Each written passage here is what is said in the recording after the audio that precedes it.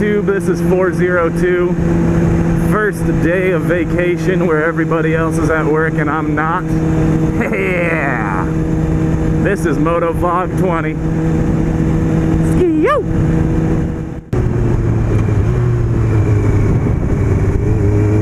I'm gonna take you guys on a brand new route today. I've never done this route. Well, I've done part of it, but I've done like 2/3 of the way there. I'm gonna go down to the Platte River and back. Heron Bay. Jesus Christ. You get fucking retarded or what? Jesus. Oh man, this is gonna be interesting. It's windy as fuck today.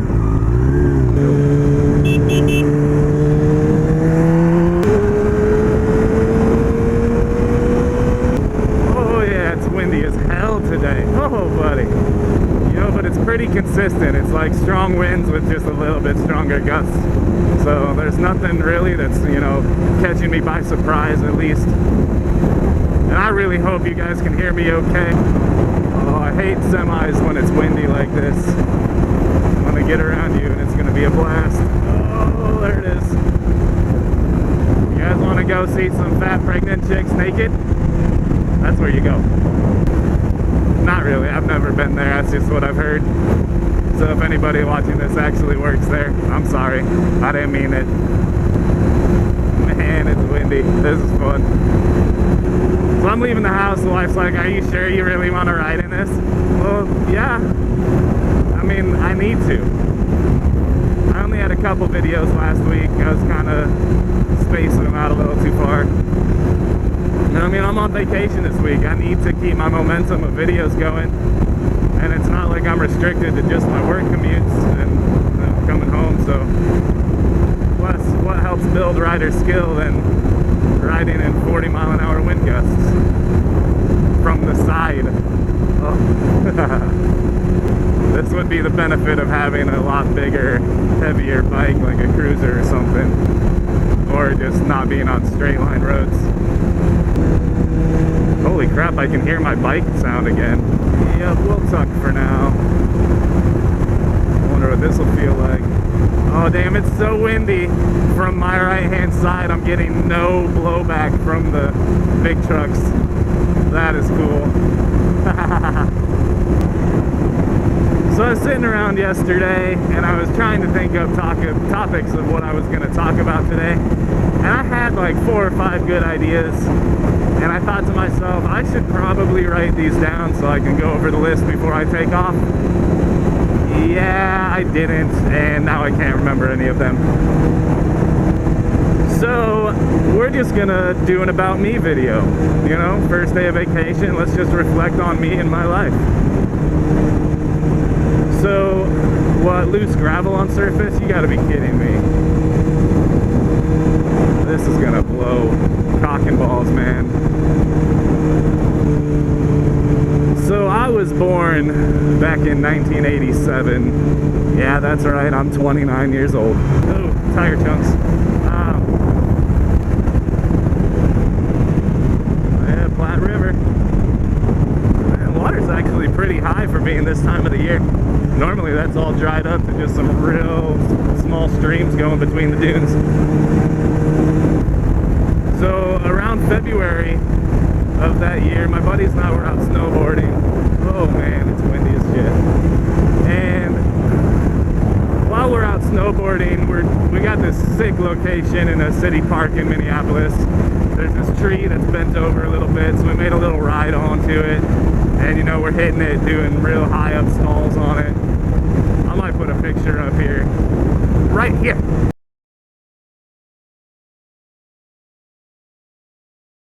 That's the cool picture that I got of myself, and that was first run, y'all. Woohoo! Later on, we're trying to get bigger, better shots, you know, like really prove ourselves. Well, I went for a nice little nose stand, you know, like lean forward, bend the board real hard.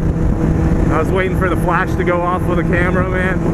Holding. Yeah, too late.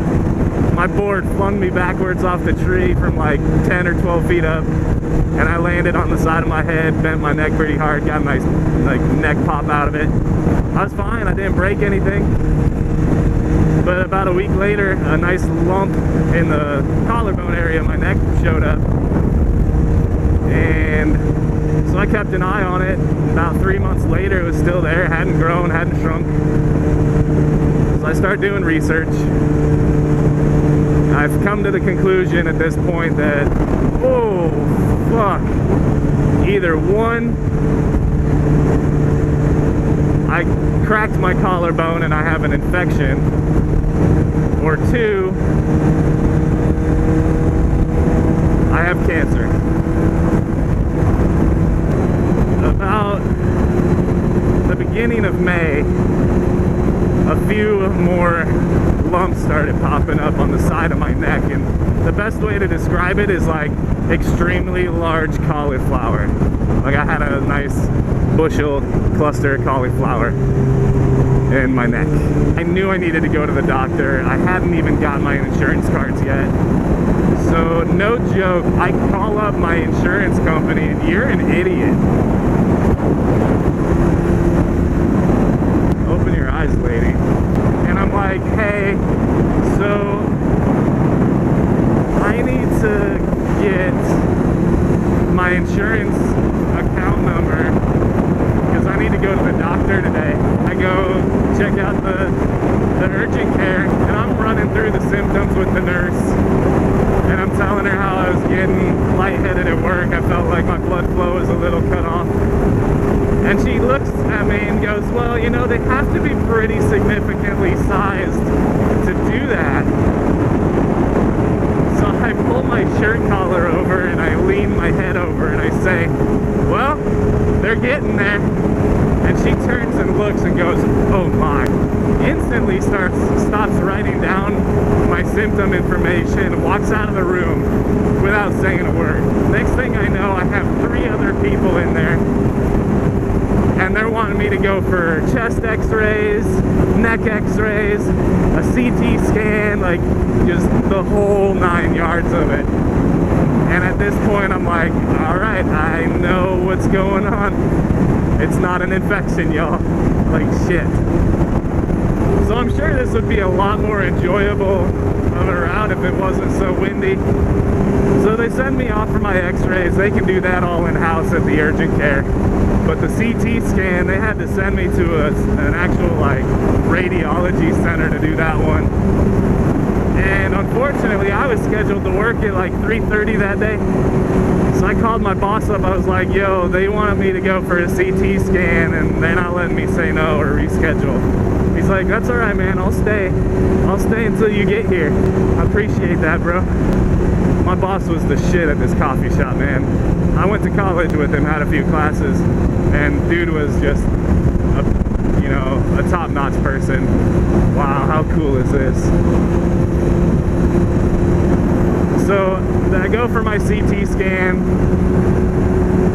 I get done. I show up about an hour and a half late for work. And my boss, Drew, he goes, hey man, how's everything going? I said, I'm all right. And I appreciated him staying. I said, thanks for staying, man.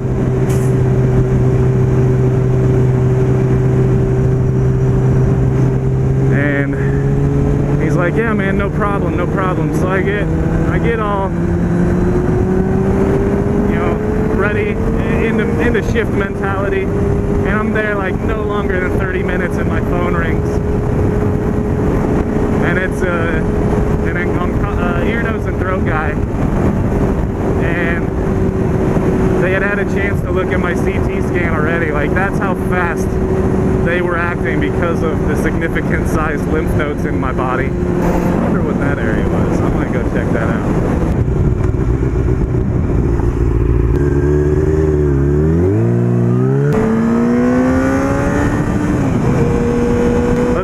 This little parking lot area was. I might have a nice little spot to hang out right on the river. No motor vehicles. That's a bummer. This will be cool though.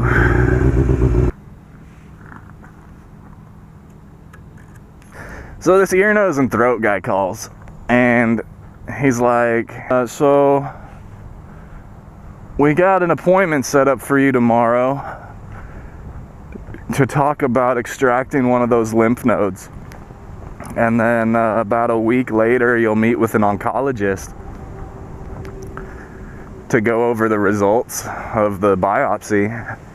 And I'm like, dude, I cannot do that. That schedule does not work for me. I was like, my girlfriend at the time, the day I went to the doctor was her last day of classes for her freshman year of college.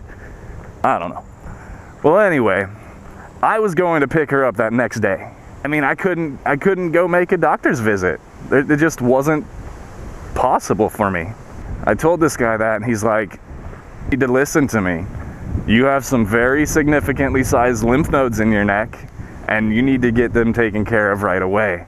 Everything else needs to be put on the back burner, and you need to take care of this right away. I'm like, seriously? So I get off the phone.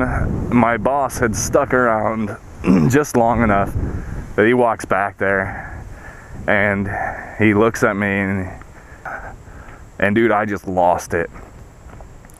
That was the point in which I got scared.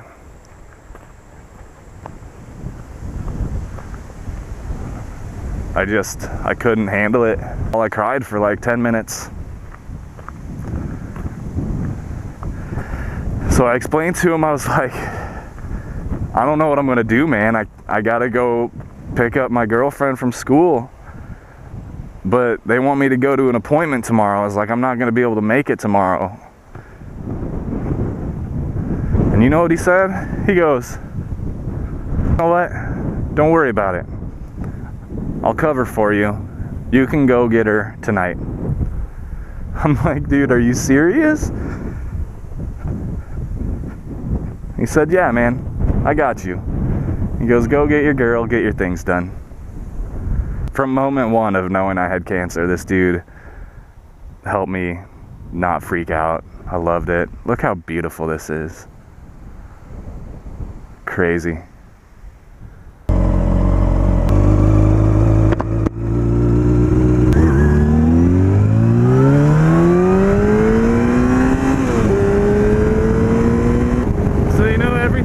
Smooth from that point on. I went and picked up my girlfriend from school the following day, went and saw the ear, nose, throat guy like 2 days later, go under the surgical knives and blades, and they extract my lymph node right from up by my collarbone. The craziest thing about it is it looked about maybe the size of an egg or a golf ball, like nothing too huge. And a week later we go over the biopsy results, and sure enough I have a late stage 2, early stage 3 form of cancer called Hodgkin's lymphoma, and that was scary shit. Hey turkey! And I underwent my first round of chemo.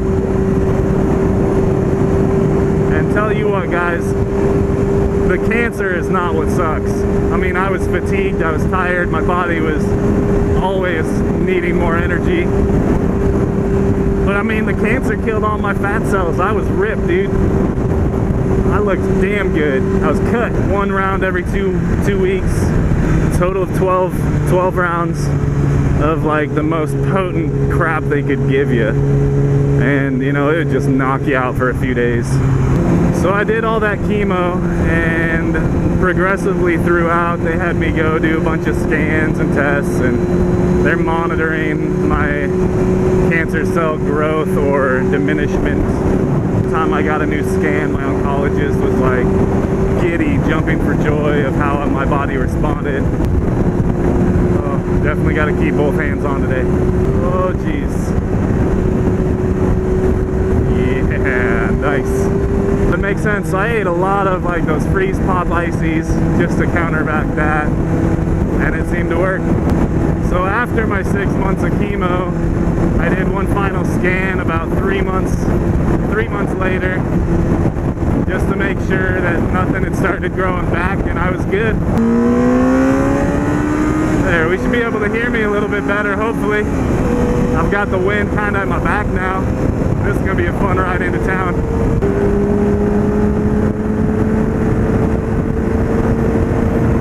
See